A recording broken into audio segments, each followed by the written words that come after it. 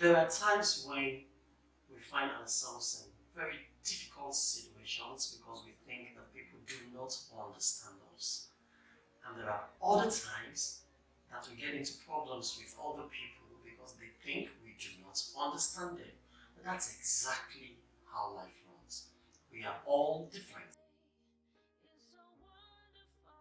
If we do not understand these differences, we always fall into conflict with ourselves. And that's why many times relationships go bad because the guy wants to sleep on the couch and watch TV while the woman prefers to sleep on the bed and watch TV. Over the next 30 episodes or so, we will discuss personality, vision, and compatibility and their essence in relationships, And why do you act the way you do?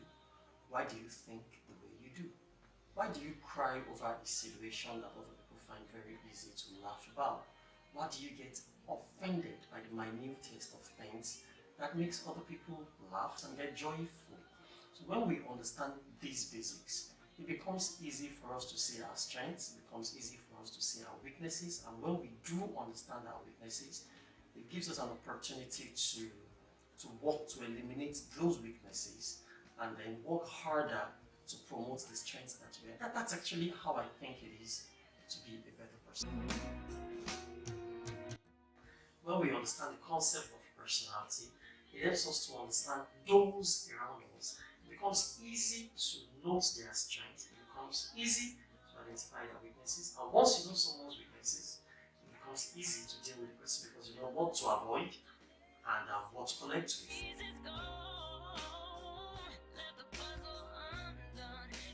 You don't know where you're going in life. And you want to get into a relationship with someone who also probably doesn't know where he's going in life. So you're blind, he or she is blind, and then you're working together, no direction in life. We are 40, 50, 60, we get so frustrated. Or you don't know where you're going in life, and you're getting entangled with someone who knows where he or she is going in life. What's going to be your place? You don't have a direction. So you get entangled with the person and you run the person's vision. He or she is going to toss you all around because you do not have a particular direction for your own life. But when you do have a vision for your life before a relationship, before you get married, it becomes easy for you to choose a spouse because you will be choosing a spouse that connects with your vision. A spouse whose vision you also connect with.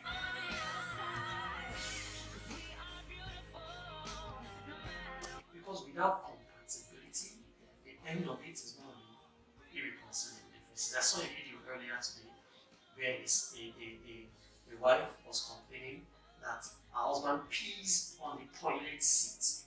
Now, the reason is he pees on the toilet seat without cleaning it when he gets done peeing is because he has a certain personality that does not care about such things. And she does have a certain personality that cares about such things. They do not connect. If they do not understand on time, it's going to generate a whole lot of other issues for them in their marriages. And then you get to hear that, I can't do this again. Why? Because of inconceivable differences. Don't you bring me down. Now you find that you just get somewhere with someone sometimes and everybody just gets to love the person because the person connects with everybody very easily. That's the sanguine. Now, these people are extremely happy people. Sometimes you think they don't think, not that they don't think, but they are just so consumed with the desire to be happy. They are those that want to teach, but want to apply games to their teaching just to make it more interesting. They are those that go to a party and there will be no dull moment. They are those that you are in a relationship with and they are so adventurous. Now the sanguines are very happy people. But at the same time, the sanguine is the temperament that is very inconsistent. They are the ones that are always late for appointments. They are the ones that exaggerate the most. They are the ones that are not organized. And that's because they don't leave much inside of them. They leave so much outside of them. The cholerics are also extroverts. They live outside of themselves, they enjoy activities so much, but they are different from the sanguine in the sense that they are more focused. Now, the sanguine can find himself doing 10 things at the same time and not being best at any of them, except if he has learned to train his mind.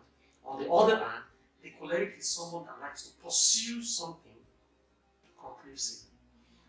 And the difference between both of them is that the sanguine is more playful than the choleric, whereas the choleric is more focused than the sanguine. The choleric can be brutal and can clear everything off his path just because he wants to accomplish it. So their strength is that they are focused, they love to walk, they are some of the richest people that you find around. Their weakness is that they can be very brutal, they can step on your toes, they can live without a lot of emotions, they can break your heart to pieces without even thinking twice about it if your vision does no longer tally with theirs.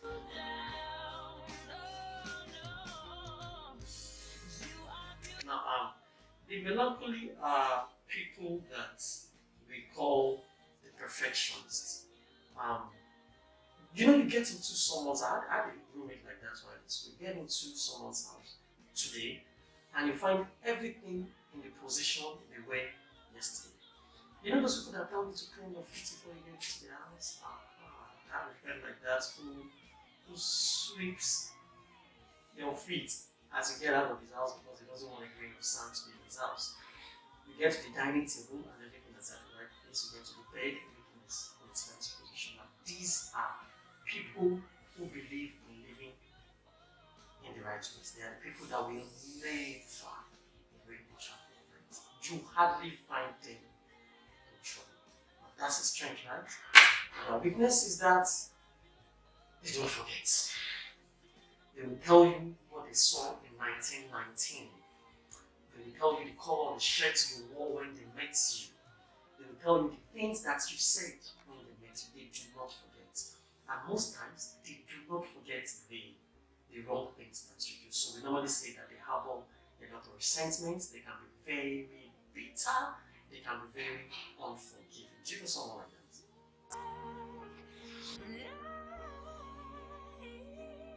And the phlegmatics are also introverts, but they are the kind of introverts that are different from the melancholies in that they are very peaceful.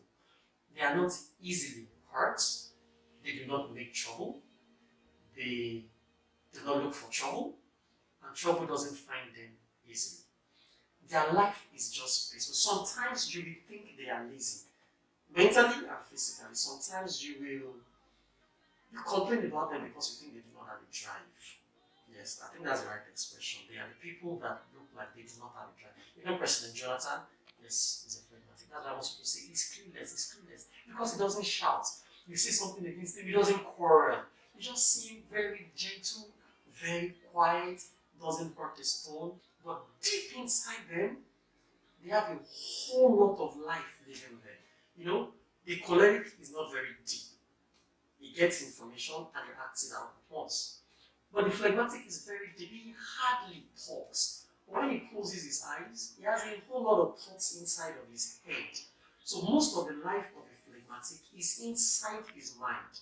If you do not call him to execute what is in his mind, he will never step forward. There are those that you normally find at the back of the class, sometimes in the middle of the class. They will never take the front seat. You ask a question in class, they will never be the first set of people to put up their hands. Those are the phlegmatics. We call them the peaceful people.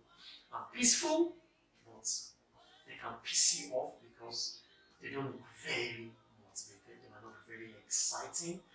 Most of them are recluse. They like to stay indoors most of the time. So those are the 4 temperaments that we have. So what we will do the next time we come up is to try to break down each of those temperaments in 7 to 10 minutes. So next time we'll talk about the sanguine, next time we'll talk about the choleric, and we'll talk about more focused in a way that helps you understand their roles in relationships.